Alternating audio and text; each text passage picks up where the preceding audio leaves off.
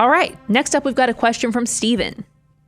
He says, I am curious to hear about why the Money Guy Show has increased their promoted savings and investment rate from 10 to 15% for younger savers several years ago in your videos, up to 20% and now 25% for all savers. I'm honest, I think this is a great question, first of all. Like, why do we say 20 to 25%?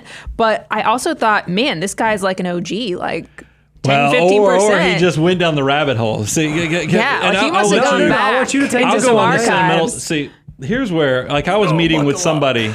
I was meeting with somebody yesterday, a consultant, and they're like, when we first met, I knew you had a successful channel, but I had no idea you've been podcasting since 2006. I was like, yep. Long time. Been doing this for a while. No, it shows how nerdy I am. Not brilliant, nerdy. Because I was doing podcasting before anybody knew what podcasting was, to the point that my wife was telling friends, please don't pick on him. He's really energized about this. And it really was a passion project in the beginning. And realized, let's look at who were influencers on me when I even started this.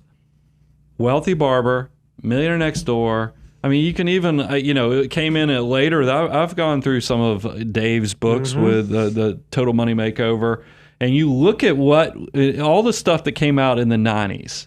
What did it tell people to save? Wealthy Barber was around 10%. Dave talks about 15%. As I have, because I realize a lot of time has passed between 2006 to 2023, and the world has changed significantly. Now, can you tell me Social Security's on firm footing? I can't. I mean, that's struggling. And we've actually now done the math. We have a great resource on showing what 25% can actually do for you.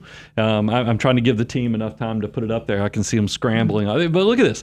This will show you, and this probably also will lead to what you're seeing, Stephen, is that, yeah, of course, somebody who starts out when they're 20 years of age, a little goes a very long way. Right.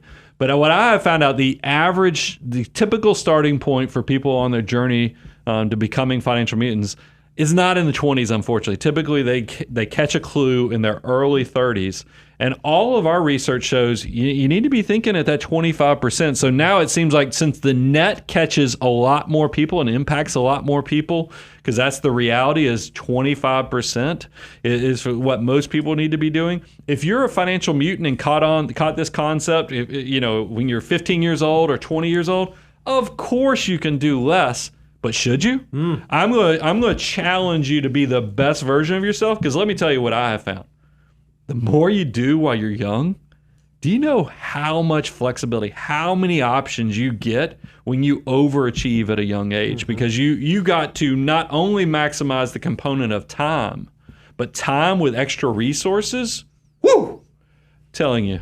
You almost get that Ric Flair. I mean, because it gets really exciting at that point. That's exactly right. I think that what's amazing is what we're doing. Like, we talk all the time about like financial independence, but we also talk about like this fifth level of wealth, this abundance, this really leaning into what is my purpose? What do I value? What do I want to use the resources for? Well, what we found is the folks who can save early and save often, and they build up their wealth early enough, they get to this place to where they start really focusing, okay, what do I want this life to look like? All this money that I've saved, all this wealth that I've built up, it now gives me options. It now gives me freedom. It now gives me flexibility. Hey, I want to check out at age 50. Great, I can do that. I want to start volunteering at 55. Awesome.